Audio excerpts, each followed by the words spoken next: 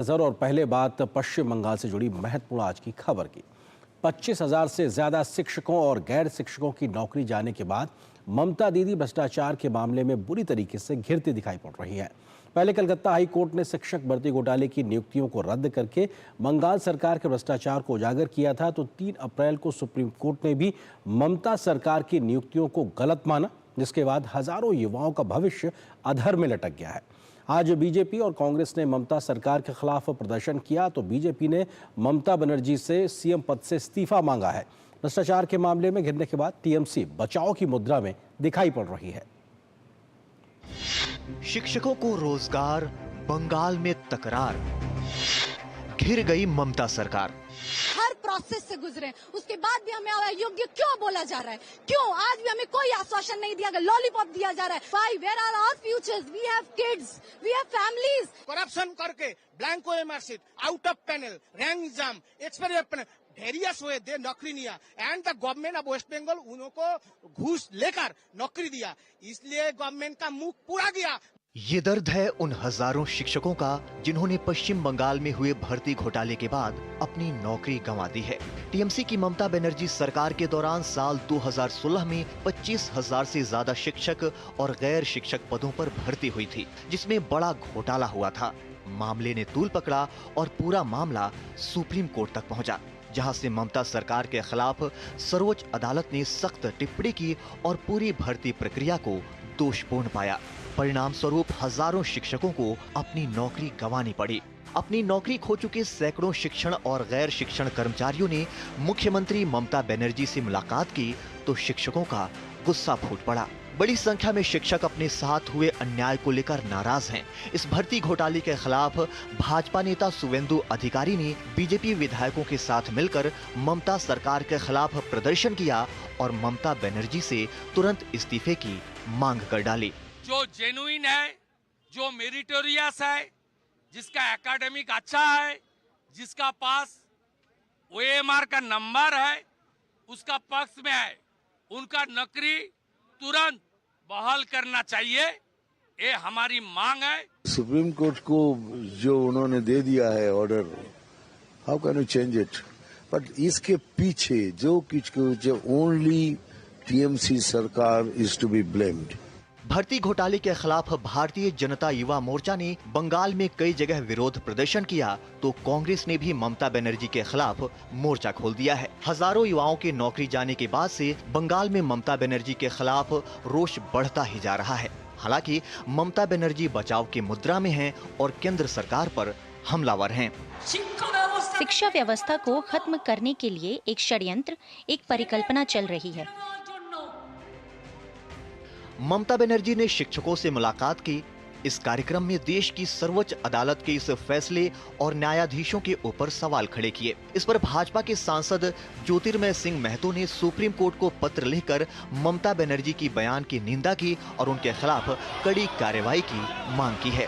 वहीं भाजपा नेता सुवेंदु अधिकारी ने कहा कि इस भर्ती घोटाले में जिन मेधावी शिक्षकों ने अपनी नौकरी गंवाई है, उनकी तुरंत बहाली होनी चाहिए।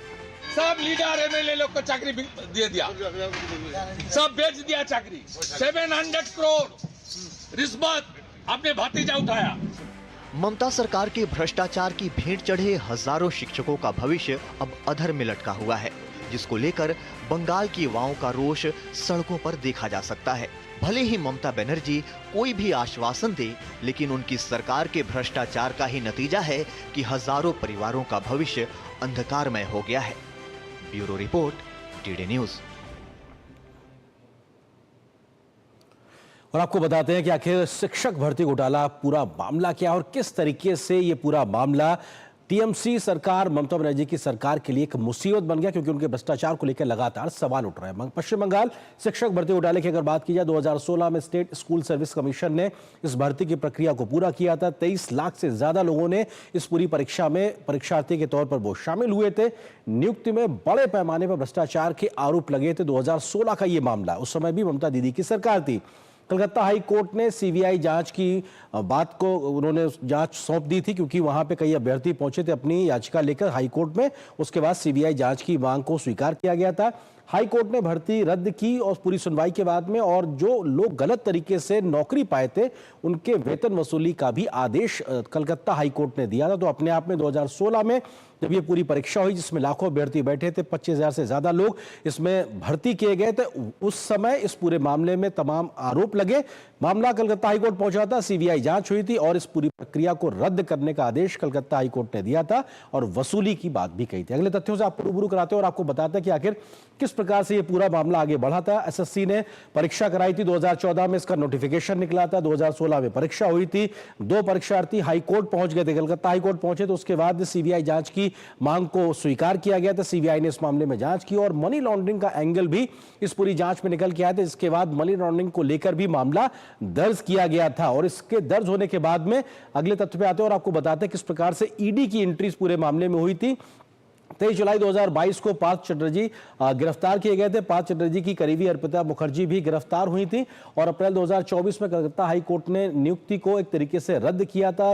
मई 2024 में ममता सरकार सुप्रीम कोर्ट पहुंची और उसके बाद 3 अप्रैल 2025 को सुप्रीम कोर्ट का फैसला आया, अभी कुछ दिन पहले ही, जिसमें हाई कोर्ट के फैसले को बरकरार रखा गया। तो एक तरीके से सिलसिलेवार तरीके से तमाम काम हुए, जांच हुई, हाई कोर्ट और सुप्रीम कोर्ट तक मामला पहुंचा, लेकिन टीएमसी, ममता सरकार, उनके तमाम लोग इन सब मामलों में लगातार घिरते हुए दिखाई पड़े और उनकी संलिप्तता लगातार आती रही है। पार्थ चटर्जी उस वक्त के शिक्षा मंत्री हुआ करते थे, उनकी करीबी अर्पिता मुखर्जी, इनके तमाम 18 ठिकानों पर छापेमारी हुई थी, करोड़ों रुपए कैश बरामद किया गया था। घोटाले पर सुप्रीम कोर्ट के फैसले के लिहाज से अगर बात की जाए तो यह बेहद महत्वपूर्ण है, क्योंकि हाई कोर्ट का फैसले को सुप्रीम कोर्ट ने बरकरार रखा है।